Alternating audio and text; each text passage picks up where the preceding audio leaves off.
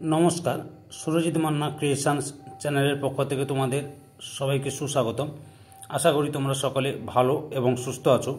আমি তোমাদের জন্য এই ভিডিওটিতে তুলে ধরছি 2025 সালের অষ্টম শ্রেণীর রায় ও মার্টিন প্রশ্নবিচিত্রা থেকে সেকেন্ড ইউনিট টেস্ট তথা দ্বিতীয় পর্যায়ক্রমিক মূল্যায়নের জন্য ভূগোলের একশিট প্রশ্নপত্রের সম্পূর্ণ সমাধান করছি।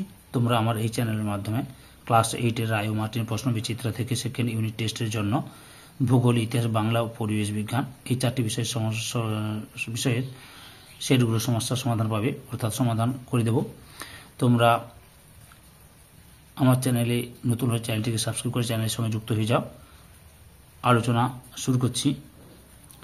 304 নম্বর পেজে 3 নম্বর মডেল স্কুল গোরখারা বিদ্যা মন্দির হাই স্কুল এইচএস এই স্কুলের প্রশ্নপত্রের সেটটি সলভ করছি। এর আগে আমি 1 এবং 2 নম্বর স্কুলের প্রশ্নপত্রের সেটটি আলোচনা করে দিচ্ছি। তোমরা ওই ভিডিও দুটো দেখতে চাইলে আমার চ্যানেলের প্লে লিস্টে গিয়ে দেখে নাও, নাহলে এই ভিডিও ডেসক্রিপশনে তার লিঙ্ক দেওয়া আছে, ওখানে ক্লিক করে দেখে নিতে পারো। প্রথমে কী রয়েছে লক্ষ্য করো। 1 নম্বর সঠিক উত্তরটি নির্বাচন করে লেখো। প্রথমে রয়েছে পৃথিবীর সবথেকে বেশি সংখ্যক স্থানীয় বায়ুর প্রভাব দেখা যায় অপশান বিতে আটলান্টিক মহাসাগরে। 2 নম্বরে নাতিশীতোষ্ণ মণ্ডলে গরমকালের শুরুতে অপশান এতে ঘূর্ণবাত বৃষ্টিপাত হতে দেখা যায়। 3 নম্বর ক্রান্তীয় ঘূর্ণবাত বঙ্গোপসাগরে অপশান সিতে সাইক্লোন নামে পরিচিত। 4 নম্বরে মার্কিন যুক্তরাষ্ট্রের বৃহত্তম লৌহ ও ইস্পাত শিল্প কেন্দ্র হল অপশান এতে শিকাগো গ্যারি। 5 নম্বরে রয়েছে পৃথিবীর উচ্চতম জলপ্রপাত হল অপশান এতে অ্যাঞ্জেল। 6 নম্বরে শীতকালীন প্রবল তুষারপাত অপশান বিতে তুন্দ্রা জলবায়ুর বৈশিষ্ট্য। 2 দাগে উপযুক্ত শব্দ বসিয়ে শূন্যস্থান পূরণ করো। 1 নম্বরে রয়েছে ড্যাশ হ্রদ পৃথিবীর উচ্চতম হ্রদ টিটিকাকা।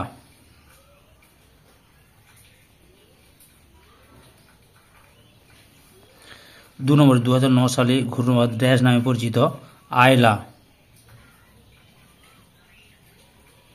নামে পরিচিত। 3 নম্বর শিল কথার অর্থ হলো ড্যাশ।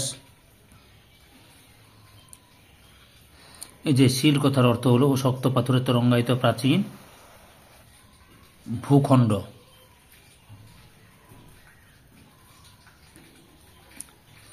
4 নম্বরে ড্যাশ পৃথিবীর দীর্ঘতম পর্বতমালা আন্দিজ।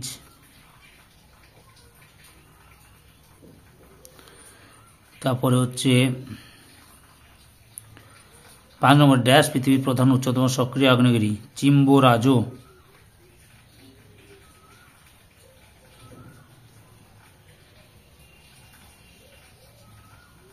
'মাউন্ট চিম্বোরাজো বুঝতে পেরেছ। 6 নম্বর ড্যাশ রাজ্যে আমেরিকা যুক্তরাষ্ট্রের মধ্যে সর্বাধিক গম উৎপন্ন হয় ডাকোটা রাজ্যে।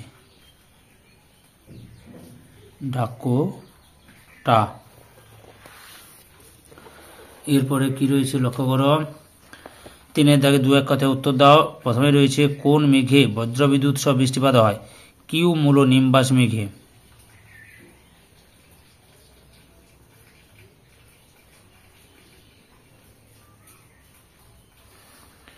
2 নম্বরে অধঃক্ষেপণ কি লিখবে। পৃথিবীর অভিকর্ষের টানে বায়ুমণ্ডল থেকে জলকণা বা বরফকণা ভূপৃষ্ঠে নেমে এলে তাকে বলে অধঃক্ষেপণ।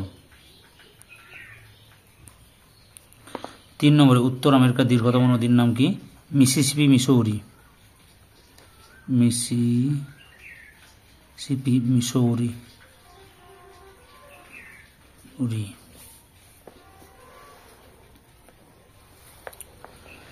4 নম্বরে মেঘের জলকণাগুলোর ব্যাস কত 0.02 মিলিমিটার।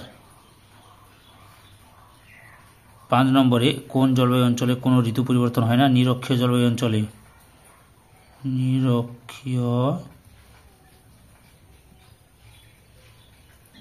অঞ্চলে। কোনো ঋতু পরিবর্তন হয় না।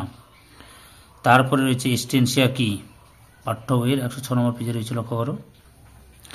পম্পাস অঞ্চলে পশুচারণ ভূমিগুলিকে এস্টেনশিয়া বলা হয়।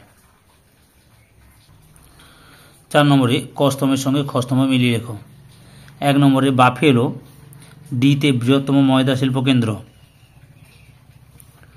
2 নম্বরে শিকাগো ইতে পৃথিবীর কসাইখানা 3 নম্বরে গ্যারি, বিতে লৌহ ইস্পাত শিল্পের রাজধানী। 4 নম্বরে ডেট্রয়েট, এতে বৃহত্তম মোটর গাড়ি নির্মাণ কেন্দ্র। 5 নম্বরে উইসকনসিন, সিতে ডেয়ারি শিল্পের প্রধান কেন্দ্র।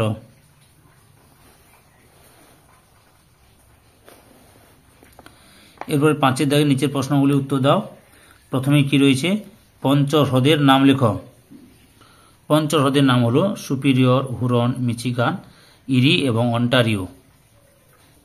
2 নম্বরে রয়েছে কোরিওলিস বল কি? লক্ষ্য করো, কোরিওলিস বল এই যে আবর্তন গতির কারণে এখান থেকে শুরু করবে, সংজ্ঞা থেকে শুরু করবে, নামকরণটা দেবে এবং দুটো বৈশিষ্ট্য দেবে। বুঝতে পেরেছ? 3 নম্বরে কোন অরণ্যকে এবং কেন পৃথিবীর ফুসফুস বলা হয়? এটা তোমাদের এই প্রশ্নের উত্তরটি সাঁতরা পাবলিকেশন সহায়িকা বইয়ের 355 নম্বর পেজে 13 নম্বর প্রশ্নের উত্তরটি লক্ষ্য করো। এই যে আমাজন অববাহিকা সেলভা, এখান থেকে শুরু করবে, ফুসফুস বলে এতটা মধ্যে লিখবে। 4 নম্বরে রয়েছে ফল কি? উত্তর আমেরিকা মহাদেশের নাতিশীতোষ্ণ জলবায়ুতে বা নাতিশীতোষ্ণ মিশ্র অরণ্যে শরৎকালে গাছগুলি পাতা লাল, হলদে বা কমলা হয়ে যায় এবং তারপরে এগুলি ঝরে পড়ে, তাই শরৎকালকে এখানে ফল বলা হয়। বুঝতে পেরেছ? অর্থাৎ এখান থেকে এত পর্যন্ত লিখতে হবে, কিন্তু তার আগে তোমাদের লিখতে হবে যে উত্তর আমেরিকার নাতিশীতোষ্ণ পর্ণমোচী এবং সর্ববর্গীয় উদ্ভিদের মিশ্র অরণ্যে দিয়ে শরৎকালে গাছগুলি এখান থেকে শুরু করতে হবে। বুঝতে পেরেছ? বা এই প্রশ্নের উত্তরটি তোমাদের রায় মার্টিন সহায়িকা বইয়ের 283 নম্বর পেজে 17 নম্বর প্রশ্নের উত্তরটি লক্ষ্য করে দেখাচ্ছি। আবার এই যে লক্ষ্য করে ফল কি? বুঝতে পেরেছ? এই যে উত্তর আমেরিকা এখান থেকে শুরু করবে, এত পর্যন্ত লিখে পরের অংশটি দেখাচ্ছি। এই যে এখানে ফল বলা হয়, এত পর্যন্ত লিখবে। তারপরে যে কোনো 3টি প্রশ্নের উত্তর দাও। প্রথমে রয়েছে মৃত্যু উপত্যকা কাকে বলে? এই যে উত্তর আমেরিকার মধ্যভাগের, এখান থেকে শুরু করবে, পরপর উত্তরটি লিখে নেবে। অভাবে দরুন মারা যায়, এত পর্যন্ত লিখবে। 2 নম্বরে রয়েছে ক্যাটাবেটিক বায়ু কি? উত্তরটি লেখা করে যে সংখ্যা থেকে শুরু করে এখান থেকে শুরু করবে, উৎপত্তিটা লিখবে, বৈশিষ্ট্য দেবে, যেহেতু 3 নম্বরের প্রশ্ন, প্রভাব দেবে, নিম্ন অংশে ঘন কুয়াশার সৃষ্টি হয়, এতটার মধ্যে লিখবে। 3 নম্বর প্রশ্ন, হ্রদ অঞ্চলের পশুপালনের উন্নতির ঘটার কারণ কি?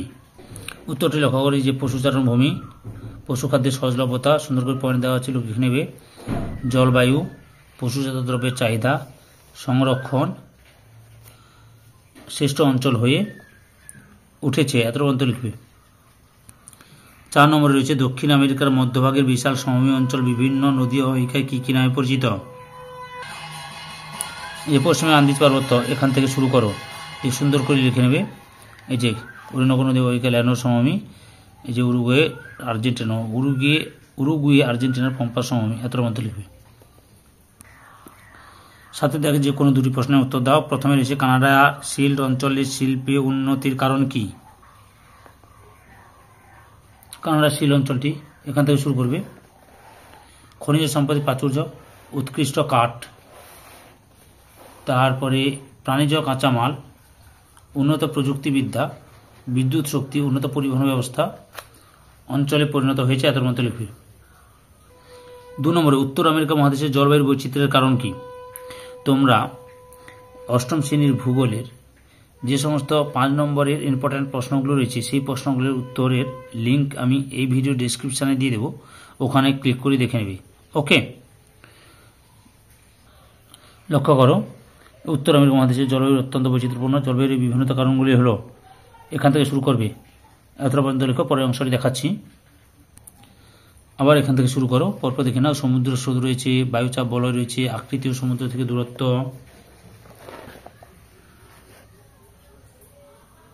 বায়ু প্রবাহ, তৃণভূমি পেইরি নামে পরিচিত, এত মধ্যে লিখবে। বিভিন্ন প্রকার বৃষ্টিপাতের বর্ণনা দাও। এই যে পৃথিবী যাবতীয় বৃষ্টিপাত নিম্নলিখিত 3টি উপাদান ভাগে বিভক্ত, এখান থেকে শুরু করবে। প্রথমে পরিচালনা বৃষ্টিপাত দেখাচ্ছি, সংজ্ঞা, সৃষ্টি পরিবেশ, পদ্ধতি লিখবে, ছবিও দিতে হবে তোমাদের কিছু, বুঝতে পেরেছ, বৈশিষ্ট্য দেবে। আমি 3টি বৃষ্টিপাত পরপর দেখাচ্ছি, তোমরা লক্ষ্য করো, একটু বড় হবে প্রশ্ন উত্তরটি, উদাহরণ দিবে।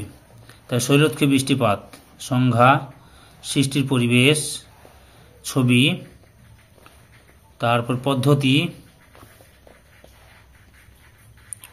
উদাহরণ। এরপরে ঘূর্ণি বৃষ্টিপাত লেখা দেখাচ্ছি। এই যে সংজ্ঞা, সৃষ্টির শর্ত, পদ্ধতি, একটি আবার দুটি ভাগে বিভক্ত ক্রান্তীয় ঘূর্ণিবাত, এই যে তার ছবি, ক্রান্তীয় ঘূর্ণ বৃষ্টির ছবি, আর উদাহরণ এবং নাতিশীতোষ্ণ ঘূর্ণ বৃষ্টি তার ছবি, উদাহরণ। দেশগুলিতে এই বৃষ্টি দেখা যায়, এত রকম লিখবে। এই ভিডিওর লাস্ট প্রশ্ন, উদ্ভিদের নাম সহ দক্ষিণ আমেরিকা মহাদেশের জলবায়ু অঞ্চলগুলির নাম লেখো। পাঠ্য বইয়ের 102 নম্বর পেজে রয়েছে, লক্ষ্য করো। উত্তর আমেরিকা মহাদেশের জলবায়ু অঞ্চলগুলির নাম সহ উদ্ভিদের নাম বলে দিচ্ছি। যেমন নিরক্ষীয় জলবায়ু অঞ্চল, উদ্ভিদের নাম হচ্ছে রোজউড, আয়রনউড, ব্রাজিলিয়ান বাঁশ, এই সমস্ত উদ্ভিদগুলো লক্ষ্য করা যায়। তারপরে 2 নম্বরে রয়েছে সাভানা জলবায়ু অঞ্চল।